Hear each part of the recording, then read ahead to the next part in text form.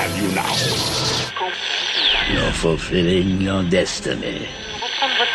Show me again the power of the darkness. D20 Radio, where gamers roll. D20radio.com.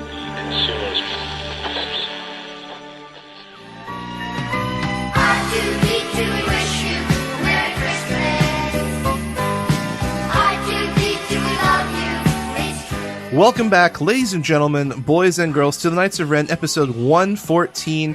Merry Christmas and happy holidays from us to you.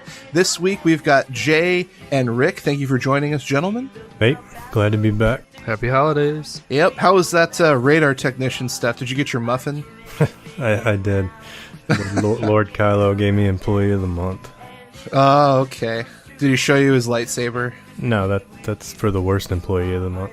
This week, we're going to be covering a couple decks, one that's budget, one that's luxury. So let's start off with Rick. Since you've been gone, why don't you tell us about the deck you're running and working on? I started working with a Django First Order Trooper list, Elite Django with 2 First Order Troopers. Interestingly enough, this deck, while building it, I realized didn't have any legendaries in it at all, and I honestly can't think of any that would make it noticeably better. So I figured it's a good entry, budget-friendly deck that people can put together relatively quickly, and I think it's pretty decent. Let's just go over the upgrades real quick. I'm not going to go into too much detail on everything in here, just to try and breeze through this since we got 2 decks to talk about today. Got the standard red-yellow weapon package with the DH-17 blaster pistol × 2, F-11D rifle × 2. That's the one with redeploy. 2 holdout blasters, again for the redeploy and the ambush action. 1 IQA-11 blaster rifle because it's a little bit more expensive than the others and actually has a little bit less of a damage output when you look at the dice. Then 2 jetpacks to round out the weapons and other upgrades. I got 2 on the hunts to give a little bit more damage output, as well as shield removal and some dice control. 2 promotions to help with some focus and extra resources, and then I threw in 1 cunning, just as honestly because I wanted another die. But with talking with Sugi earlier today, we could probably go either way with this, with either Cunning or possibly Black Market. Cunning is a great card. It's a good counter card for your opponent's upgrades like Mind Probes and thermal detonators and grenades and such like that. But Django is going to be the first obvious target in this deck, so having 1 cunning with only being able to go on a yellow character is a little risky, because the First Order Troopers, they're not using Guardian in this deck, so they're basically there for extra damage, extra dice, and extra actions. And Django is, he's obviously the one they're going to target first, right? Unless they roll 7 damage and can wipe out a Stormtrooper off the bat. So again, Cunning, it's good, but risky, right? Onto the supports. We have the obligatory 2 backup muscle, and that's it, unless you want to run the Black Market instead of the Cunning. Again, more damage, like always. And with events, we got 14 of those. Real quick, just to list them, and then I'll talk about some other stuff, and then get y'all's input on the deck as a whole. 2 disarms, which should go in every yellow deck. 2 electroshocks. 2 He Doesn't Like You. And then Tactical Mastery × 2. Best Defense × 2. 2 flanks, and then 2 dug in. So key ones that I wanted to talk about is, first up, dug in. I feel that you'll be able to take the battlefield pretty quickly with this deck between Django's action, and there's not a lot of extra obligatory supports in here taking actions away from you. So you should be able to keep control of the battlefield, and you definitely have a good chance of going first with this. The dice, your starting dice, can give you up to an 8 on your roll. Should be able to choose the battlefield, and if you want to go first, if you have a dug-in sitting in your hand, it's a great chance to just get those 3 shields. These are almost always going to go on Django to help keep him alive, unless, of course, you have best defense, and it would be good for you to be able to mitigate some damage and be able to get rid of some dice in the process. Then also Tactical Mastery. again, is to speed up the 3-character list when you're not waiting on flanks and things like that. You know, being able to either activate 2 or activate another character to have more dice after you've just activated Django in response to your opponent's activation can help cut down on the 3-character activation to, again, be able to take the battlefield. Now, the battlefield that I chose for this is Echo Base, again, for the shields to help keep Django alive, but another one that you could possibly run with is Imperial Armory. There's a lot of one-drop upgrades in here that you can essentially run at a little bit behind your opponent. So being able to have an extra free upgrade like a promotion or a DH-17 blaster pistol at the end of the turn, so that next turn, if the first action they have is to activate, you can then activate Django and still have another upgrade on them. So that's what I got for the list. What do y'all think? Any thoughts? Anything you'd cut or add? Is drudge work a possibility? So I don't think you're really running.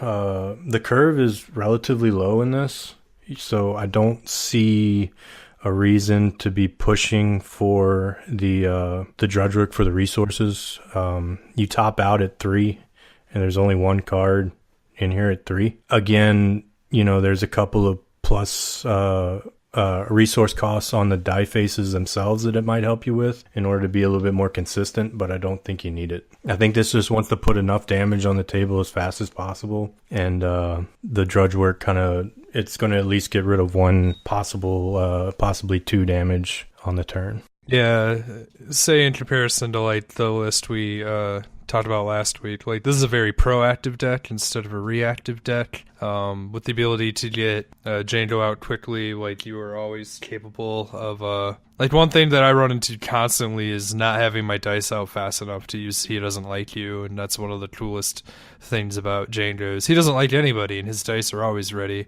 Granted, you don't typically want to use his die because, you know, his die are slightly more efficient, but don't let that stop you if you can like remove something good from the table from them. So that's one of the things I like about Django the most. Yeah, I like all the choices here. I don't know what I'd fit in for it. I feel like if you really wanted to add something, you could cut 1 on the hunt, because that's more of a, I almost want to call it a meta call, or like depending on if you're playing against a lot of heroes or something. But that's just like a little tiny thing. 2 is fine. It's cheap. And of course, I was joking about this before we started talking, you know, where's the arm to the teeth? But again, it's hard to keep Django alive as is, but is an option and a direction to go in this deck too.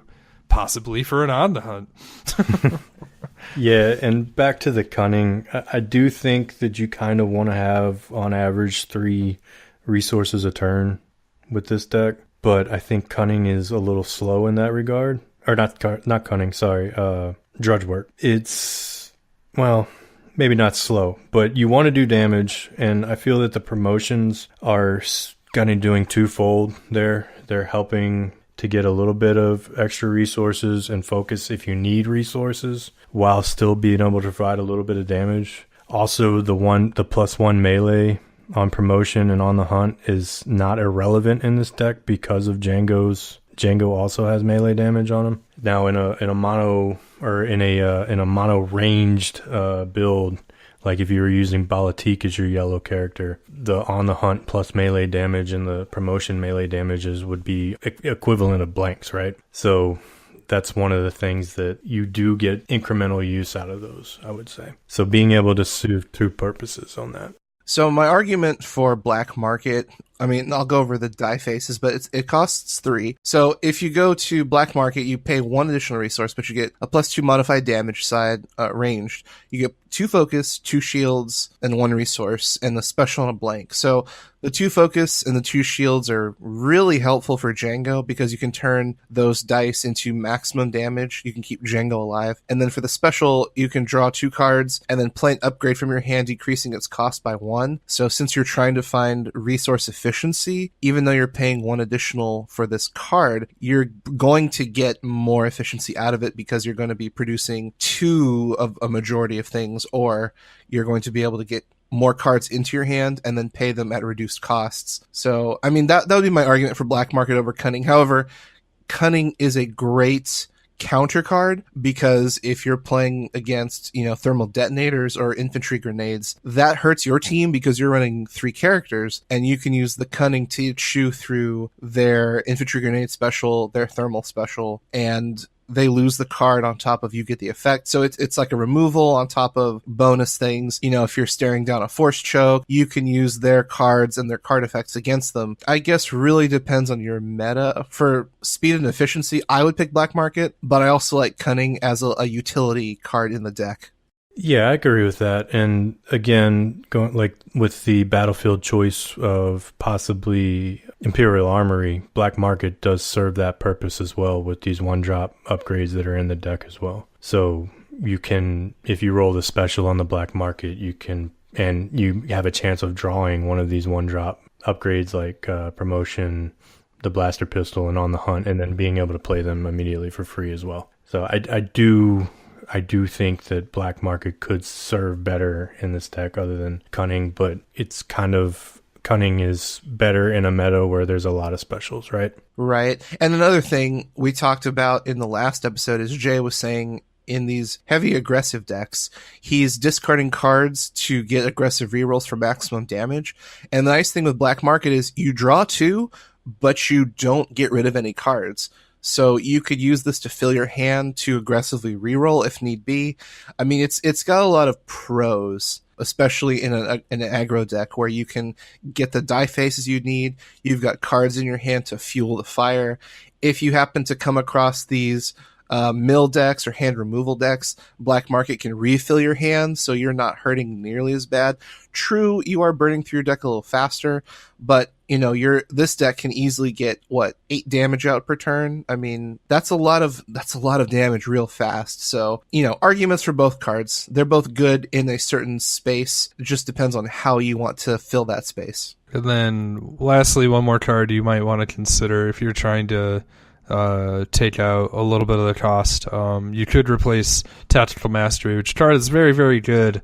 But I feel like this deck has a few less tricks for it. I mean, again, it's got a lot of uses, but you could also throw in squad tactics and get those troopers out as fast as possible, and just unless your opponent's ready with strong removal, roll them out. It's easy. It's then easier to reroll everybody and just punch him in the face like you want to. So and it's free. The big thing is it's free. So something to consider depending on what your play style is. It also helps you hit the battlefield faster. So stuff to consider. It's also a good swap. Being the Tactical Mastery isn't uncommon. If you don't have 2 Tactical Masteries, it's a very easy swap for the SWAT tactics that you probably have 6 of, being that it's common. Yeah. So a quick question. What made you gravitate towards Double Trooper and Django at Elite? Honestly, because I had 2 Djangos just sitting there staring at me, and I really wanted to get some use out of them. And I hadn't really played anything yellow because I was waiting on finding that second jetpack, because I feel that anything that I wanted to build in yellow wanted jetpack. So I finally traded for one, and now I can put it together and get some games in with it. I like the one-off IQA as well. Actually, I've made a few changes already to the deck that I was running from last week, and one of them was I cut down IQA by 1 because it's not really something you want to see early. So I fit some other stuff in there. Once the deck is named, I'll try to put up the current iteration for it, just as a heads up. And I did get that idea from listening to the Knights of Ren podcast. That I wasn't a part of last week. Now, you said you only picked 1 because the damage output wasn't as great. Can you elaborate on that statement? Sure. IQA 11 blaster rifle has 2 ranged, a +3 ranged, a disrupt, a resource, and a special to deal 2 unblockable. So this is essentially a ranged lightsaber, right?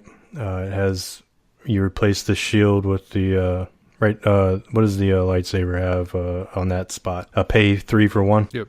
Yeah. Yep. So you replace the disrupt with that.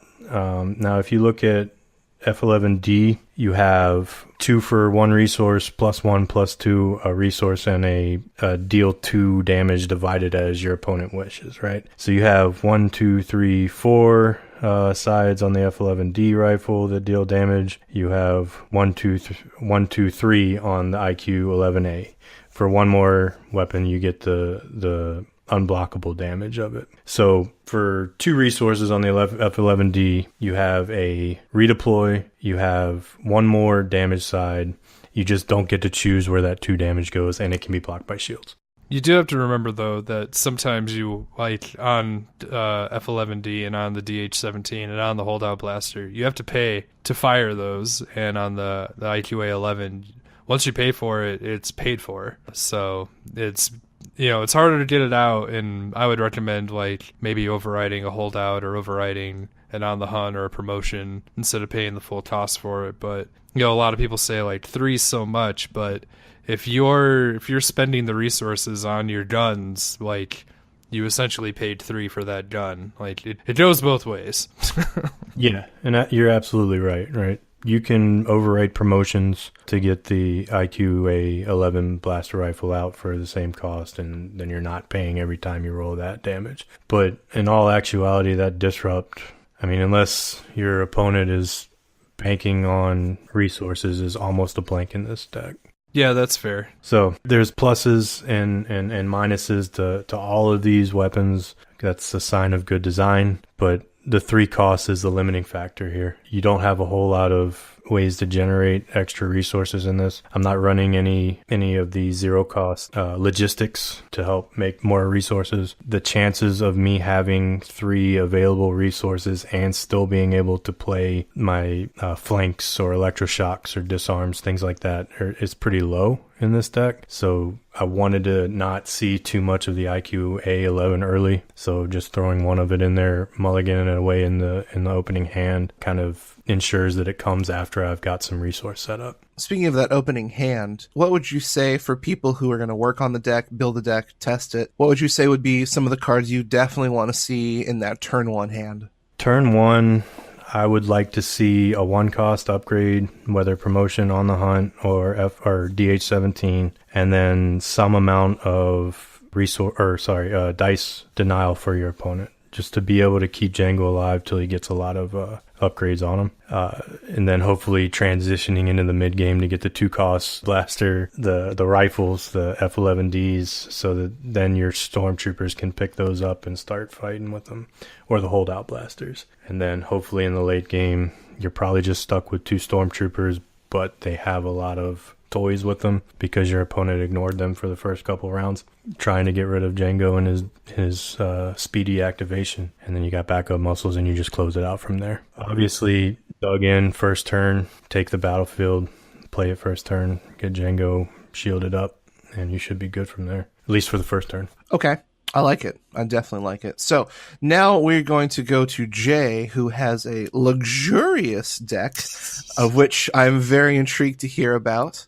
Funnily enough, I've circled, last week I talked about sort of like my deck building started with Dooku Jabba, and now I've circled back to Dooku Jabba. First off, I have to give a shout out to a person on the Discord who goes by the name of GameSlayer989. He made sort of the shell of this deck, and I sort of iterated a little bit off of it, but we talked a lot about this deck, about my old deck. Really cool guy, and so yeah, I want to give him credit. So this deck, for upgrades, we have it's Elite Dooku, Elite Jabba. For upgrades, it has 18. It's got 2 Crime Lord, 2 Cunning, 2 Data Pads, 2 Force Choke, 2 Force Throw, 2 Hunter Down, 2 Mind Probes, 2 Sith Holocrons, and 2 Thermal Detonators. Basically, you have what are, in our opinion, the punchiest of the blue upgrades. You have Force Choke, which helps you manipulate or mess with your opponent's die. It also does a little bit of damage. You have Force Throw, which is just a disgusting defensive tool, and there's one of the things that's kind of funny about this deck is if they don't really offer a lot for you to force throw, you don't get the force throw side out early enough and they resolve their stuff. Jabba has like a ton of 2 sides, and like being able to just reliably deal 2 damage is often enough or worth it. So it's hardly wasted if you have leftover like disrupt or discard sides that aren't doing enough for you. Hunter Down, a really great, cheap, free way of generating shields. Mind Probe, that card does a ton of damage. Your opponent has to respect it. Being able to generate it off of Holocron, you can get it on Dooku or onto Jabba. If it's on Dooku, he's hard to kill. If it's on Jabba, he's taking advantage of a powerful blue upgrade. Thermal Detonator, one of the really, really cool things about this deck is that you get best of both worlds from it. This deck very capably can be ran as mill, and Thermal Detonators make that even more likely. Dooku can make you discard 2 for the cost of 1. Jabba can make you discard 2 for no cost, and then the Detonator can also make you discard. Force Choke can also make you discard. Cunning can make you discard. A lot of this deck can come at you both ways, so the nice thing is you have the mill condition, you have the Crime Lord condition, and you have damage condition.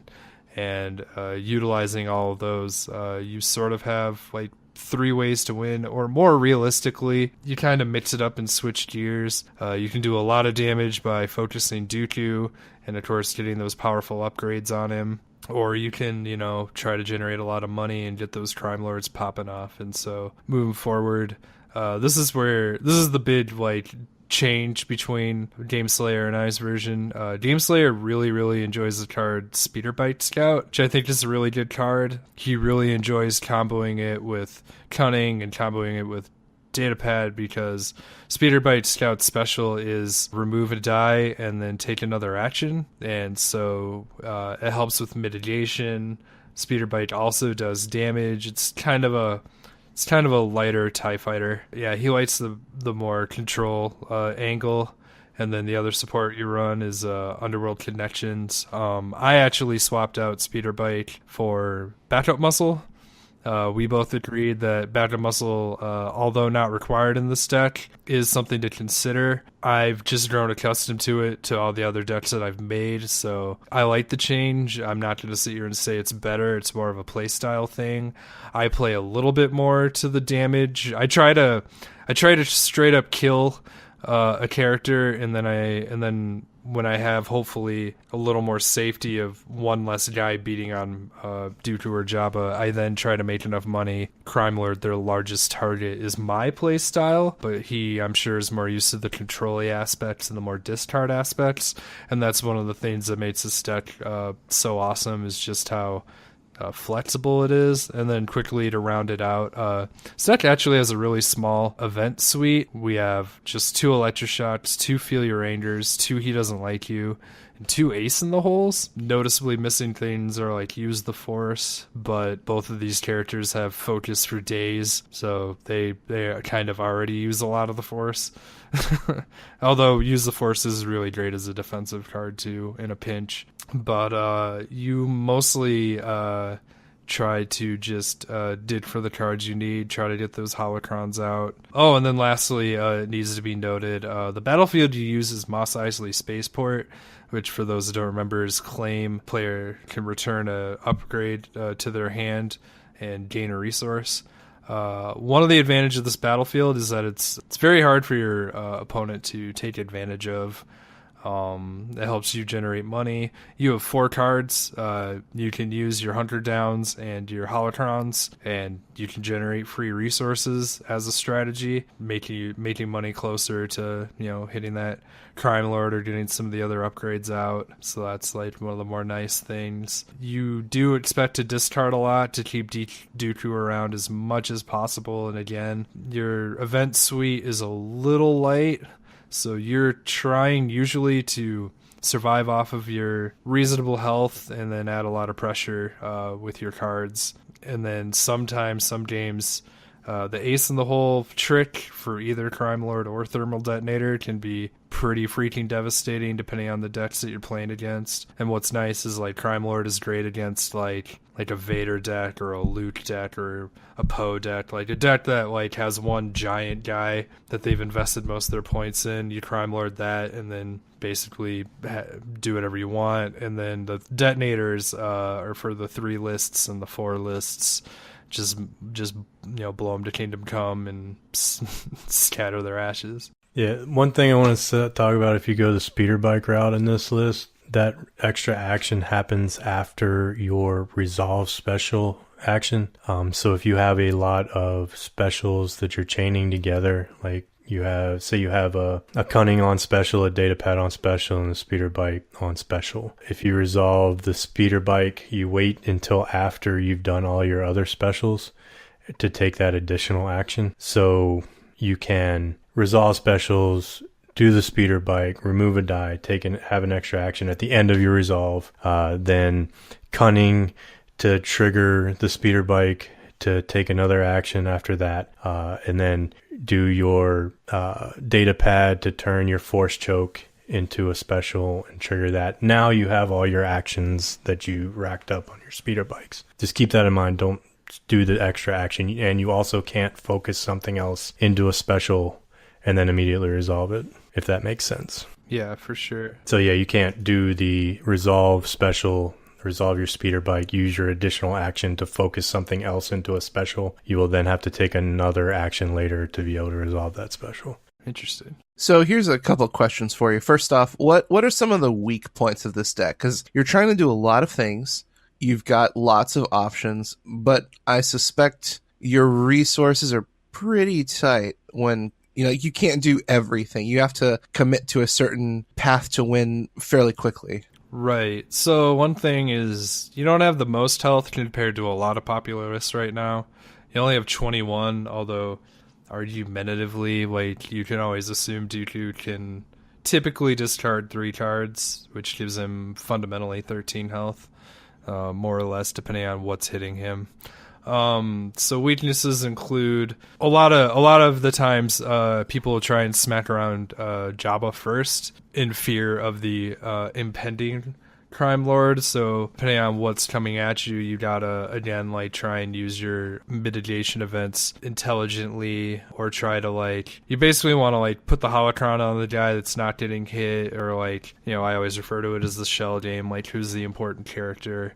Obviously, if Jabba's getting beat on, then spend his dice to make Dooku hit as hard as possible and try to go for at least a trade. Try to dig and see what your hand says. If you're not going to be able to get that crime lord out, maybe try to dig for an ace and get it done that way before he dies. Try and get those hunter downs and shield up. Hopefully they don't have too much melee coming at you that you can keep them going. Obviously things like force choke and force throw do wonders in regards to defensive properties. Other things to consider against this deck include, I'm trying to remember, I played it a lot recently. Oh geez, my one loss that I got recently, it was from a very, very aggressive and well rolled Kylo Ren, who, man, I was sitting there with a 2 cost, a 3 cost, a 4 cost, and he doesn't like you in my hand, and my friend would just constantly cherry pick the crime lord out, and I even discarded it, so I was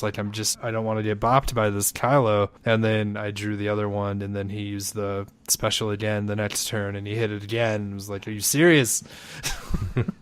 So Kylo's actually pretty strong against this deck if you're running any of the villain blue lists with him. He's actually, so one of the things I actually super love about him is he's good against some of the more expensive hero lists, and he's pretty good against these control lists for hitting the larger targets, and so be very aware of him. Kylo's surprisingly potent. My friend just knew where I shuffled my hand to and would always hit the big stuff, so a very unlucky game.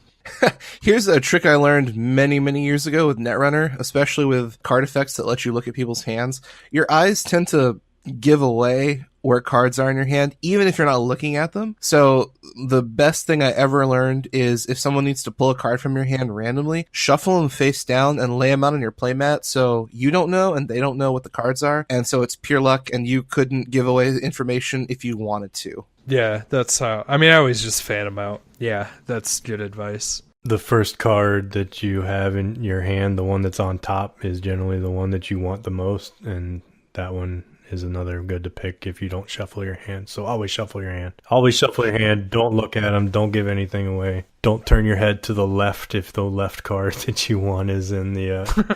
you see what I'm saying? Like, there's so many ways that opponents can pick up on that. Just put them down on the table and let them point to one after you shuffled them. Don't give them any other chance to figure out any information from you. How long are games usually lasting with this deck, Jay? That's a little harder to judge, mostly due to just like how much reach you get out of Ace in the Hole, because I was abusing that a lot pretty heavily against my friends, setting it up so that I have the resources. Oh, the other thing that I want to point out that was like pretty brutal against my friend who was cherry picking like a boss. He also hit me with occupation and wiped out 6 resources. That was not fun. Anyway, so you got to be careful for stuff like that. Yeah, games were going 30, 35. This deck hits surprisingly hard. I had that was one of the funny things where some of the versions that I had made, I didn't quite go the holocron route. I tried to go a more like flamethrower-y was my thoughts, but that didn't work as well as I had hoped. If you get that throw out, or if you get the probe, even I kept rolling the three range damage side, which is often just as good after they've played a bunch of cards out of their hand so that the probe doesn't hit as hard. So that's a really good efficient option that you can almost always pay for. Yeah, it didn't feel, I guess my answer is it didn't feel as long as I thought it would, because I was playing it fairly on the aggressive scale, turning Dooku's dies to 2s and throwing the good stuff on whoever I thought was going to last longer, and I was actually hitting pretty hard. Yeah, that's one of the things I noticed about this. I mean, you talked about it, that you have 3 potential paths to win. So you can go the slow, grindy, climb lordy way. You can mill them. And if you are running out of time, you can just go the speedy damage way. There's a lot of hidden damage in these upgrades here. Yeah, one of the things I want to practice more is I just don't really have a lot of experience with like slower decks, so my proclivities were pushing me towards playing more aggressive, which worked, and again, that's why I have backup muscle instead of speeder. But this deck can pretty much go at the pace that you want, and there were times where I was really curious if maybe I just made them dump their hand more, they wouldn't have been able to play like some of the upgrades and stuff that they were saving up for, which is one thing to strongly consider of how potent discard is when you're pulling out like the stuff they wanted to do and they're left with things they don't want to do. They almost just completely lost a turn. So keep that in mind as like, if you roll that 2 Dooku discard, like sometimes it's worth just paying for it and seeing if you can hit whatever they were hoping for.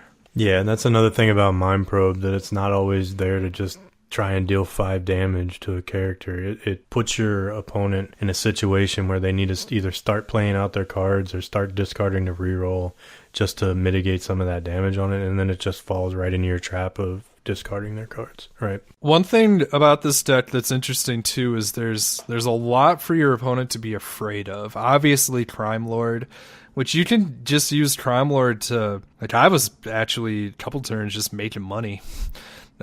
Just using it for the 2 side and like just playing other stuff, or making sure I had the 5 obviously, but sometimes like I wanted to set up or just make them sweat, so to speak, try and get some cunnings out and stuff. But like when you're sitting on Force Choke and you're sitting on Force Throw and you can activate fast enough, one game Dooku was hovering at 1 health and my opponent had an unfortunate roll, so then I was safe in rolling Dooku out, and then he would have to discard a card to reroll, and I had rolled enough special sides off of his stuff that the few cards that he rolled to damage, I was then able to mitigate out with Force Throw and Force Choke.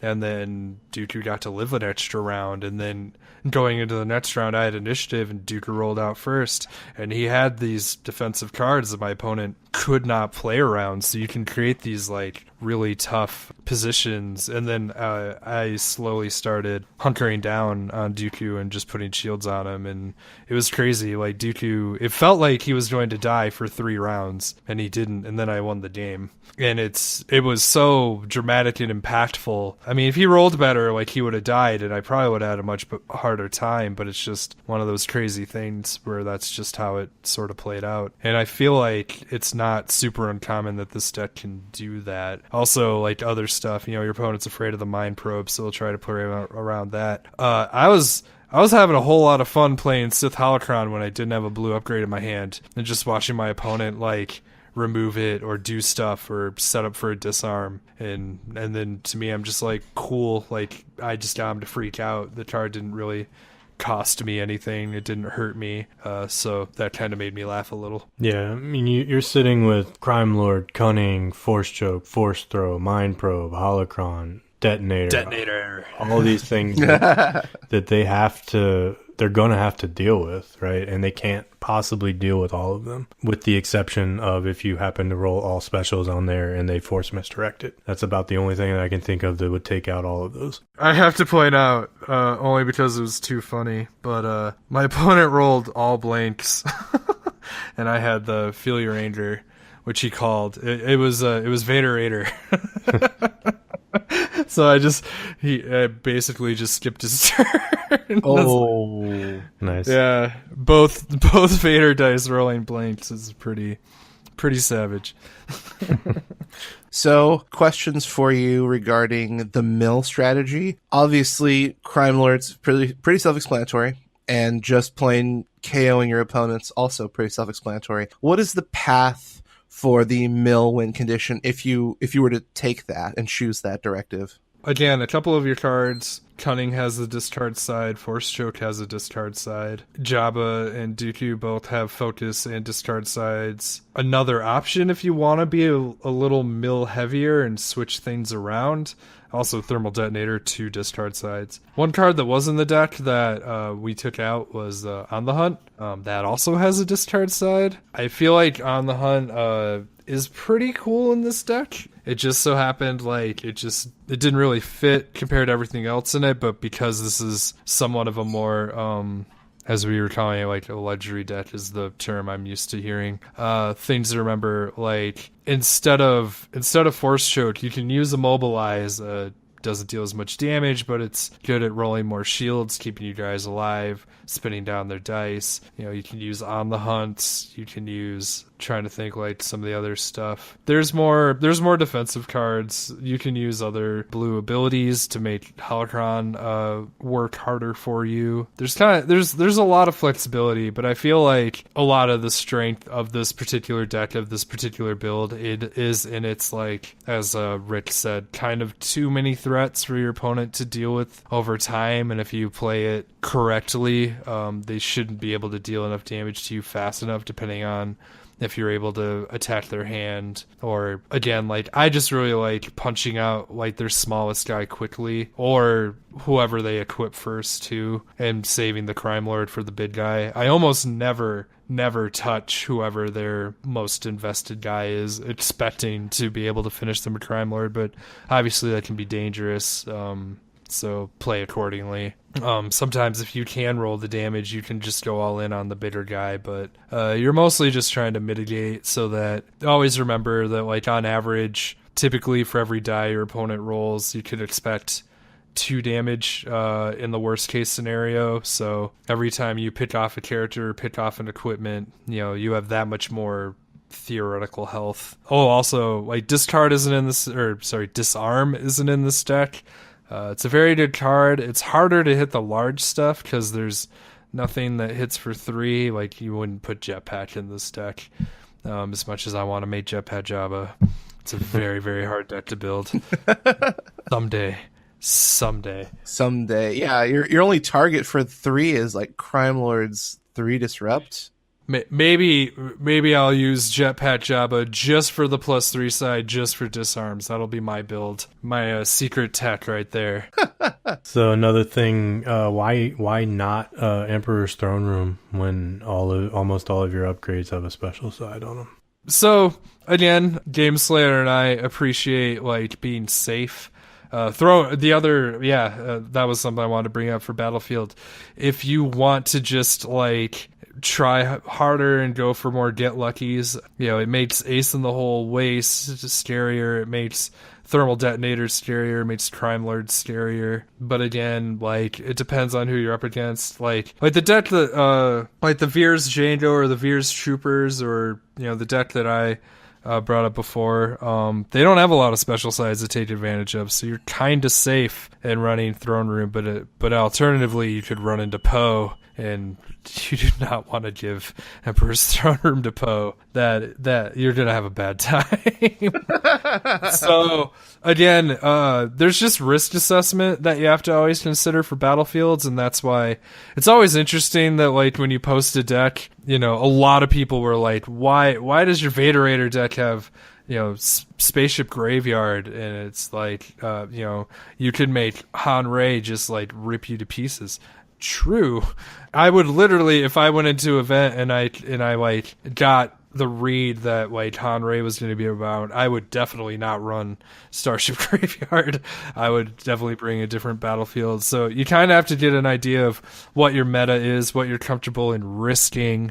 And so Mos Eisley Spaceport is like the least risky Battlefield like you can put. I mean, if your opponent's taking upgrades off the table, that's just less for you to worry about. So Mos Eisley is arguably better with Han Rey because you can. Oh, you can get the holdout blaster back. Yeah, and every turn running it, and you're netting one resource every turn. So netting or you're keeping one resource on the table. So you're basically giving them a one resource holdout blaster every turn. Do keep in mind, that's a good point. Whatever Battlefield you run, you typically don't claim it with this deck. This deck is slow. But there are, I mean, that's not to say never. That's a good, God, Han Rey, just get out of my house. I'm tired of you. It's not that great, but yeah. Uh-oh. That's what, I was going to say that's what Disarm's for, but we're not running that. But maybe you will be. Who knows? Or just beat the crap out of Rey. Yeah, Han Rey is inconsistent, and without the ambush on Rey combo, it's not that great. So don't be scared of it. People will learn. But it is something that people like to play, so you will see it. And giving them the choice of a Battlefield that makes their deck better on something that you are likely to see a lot of is never a good choice, right? That's why we bring it up. Not that it's a great deck, but that it's people play it. So just like how we feel about Vaderator. It's not the best deck, but we know a lot of people like it, and you will see it. So you need to know how to play around it. Another fairly safe option is Echo Base, because you can kill through shields with Crime Lord. You can discard them out. So another super safe option. Maybe they have Qui-Gon. You can't account for everything, right. But just again, know your meta, know what you're risking. That's always the theme of the Battlefield. One thing I will say is you tend to roll high. As far like they both have 2/2 sides. So you tend to go first, in my experience with this deck, fairly often. They don't have special sides. They only have misses, so you're gonna roll 1s or 2s a lot. I find it fairly safe to go first with this deck. Try to get your dice out quickly so that you can manipulate or set the tone. Get that holocron or roll in before maybe they get set up. So as much as it feels natural to like go second with this deck, it's very safe to aggressively go first so that they don't get their Battlefield. And even though they have those shields, I prefer taking away whatever option they want. So keep that in mind too. Another thing to note is that Jabba the Hutt, it says after you activate this character, you may reroll a yellow die. So that also means if you're facing off against Rey Han, you can reroll Han's die as well. Might be something to consider if you're seeing a lot of that in your meta. Let Jabba go last and then use him as disruption if need be. Because you get to roll your dice, see what the results are, then make the decision what you're going to reroll, which is really nice. That's why Jabba is so good. And for all you Han Rey players out there, if you do your if you're sitting across from Jabba, you can activate or play the ambush upgrade on Rey, gain the 2 actions, and then roll your Han and resolve your Han before Jabba gets to roll. Great game when there's all this little intricate mini games inside it, right? Yep, absolutely. Good design, good thought. They definitely looked at more than just the game itself, but the structure and the interactions. So same question for you, Jay, as we asked Rick. What is your opening hand? What are some of the cards you definitely want to see for that turn 1? Most certainly Holocron. Underworld Connections is better if you can sort of get that started, so to speak. Force Throw, the sooner the better. Force Throw is in that magical space of like, I don't mind paying 3 for Force Throw if I have to, because that card just does all the work in the world. Cunning's fairly solid. I don't try to dig as hard for the events. This deck actually, honestly, is a little more throwback-ish. Usually throwback Crime Lords. You don't typically try to get those online early, but that is a strategy. Sometimes you just go all in, but that also just paints a huge target on the already huge Jabba. Ace in the Hole, knowing that you have that sort of gives you options and lets you know, like, some of these upgrades you have multiple uses for, so always keep that in mind. Probe's good if you do draw the Holocron. This deck, I mean, that's kind of the cool thing about it, is like how incredibly flexible it is, honestly. There's a lot of directions to go. Like, sometimes Datapad plus Cunning plus whatever special your opponent played. Like, I definitely had a game where I just kept triggering my opponent's F11, just spread your damage. I don't care where it goes, just take damage. He was getting pretty annoyed by that. This deck takes some practice because it goes at a weird speed. Yeah, I just like being able to... You can either use Dooku to focus Jabba and blow up money, or blow up their hand, or you can use Jabba to focus Dooku, and those little 2 damage sides that don't cost anything, like, they add up like really, really fast. Don't underestimate like how painful this deck can be. Obviously, it's not as fast as an aggro deck, just, I don't know. This deck is very play it your way. Even though it is a quote-unquote luxury deck, you can, with the exception of Jabba, like, you don't necessarily have to run Crime Lord, you don't have to run Force Choke, you don't have to run Thermals, right? So there are other options for that. Now, granted, the deck is a much better shell with all of these threats on it, but, if you got 2 Jabbas and 2 Dookus, you can make a very similar deck focusing on one of these strategies. And honestly, I actually really like the card Prized Possession, and that's a very suitable replacement if you don't have a Crime Lord. That card, again, being able to remove whatever their most efficient character die off the table is while you manipulate and kill other characters can be very, very potent. Can be enough to, again, mitigate the damage, and especially with this combo, that's less damage going to Jabba, and that's even less damage going to Dooku, who's probably going to mitigate it anyway. So do not underestimate that card. Like, I actually really like Prized Possession, but again, this deck is kind of packed to the brim, but that is a very good alternative. Prized Possession is also a way to get them to go after the other guy that they're not focusing on, too. Because it's not a yellow character only. So if they're focusing on Jabba, you can Prize Possession, attaching it to Dooku, and make them want to go after Dooku to get that dice back. And that's a long and painful battle. Yeah. All right, as we wrap up the show, for those of you all who are listening, we will definitely be posting both deck lists that we've talked about tonight on our Facebook page, and then in the Facebook groups that we're working with. On top of that, as we wrap up the year, we've just been so grateful and so blessed to have not only an amazing community, but we just want to take a quick moment and give some huge shout outs to some of the people who've been helping behind the scenes that you guys may or may not be aware of. Big thanks to Blake Jolly. He's been with us almost from the beginning, as well as Chud on Discord. Rebel Spy, he's been with us on Discord, and he's also the web dev for swdestiny.com, which has been a great resource for a lot of people.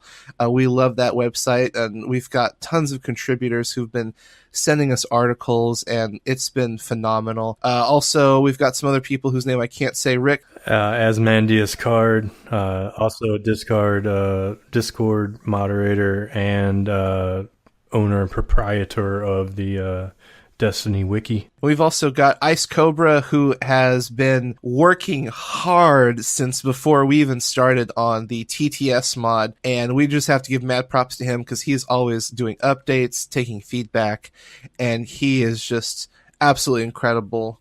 And we'd like to thank him. Also, we've got tons more people working behind the scenes on Facebook, Twitter, sending us, like I said earlier, content for articles. There's just too many names to name. So we want to say very much thanks, much gratitude and appreciation to everyone who's helped to contribute and bring the Destiny community together and help support the Knights of Ren, both in their podcast and our social media. Everything that we've done from the start has just been phenomenal. It's been a blast. And thank you guys so much. Yeah, and special mentions to a couple of people. First off, Tiny Drimes. He practically, had the ball rolling even before we did, and he's been a great friend. He was fun to have on the show. We will have him again. All the strategy discussions, all of his lists, all of his breakdowns. He got the ball rolling on Vader Raider, which he deserves credit for, and he's just a very cool guy. And so, thanks for everything, man.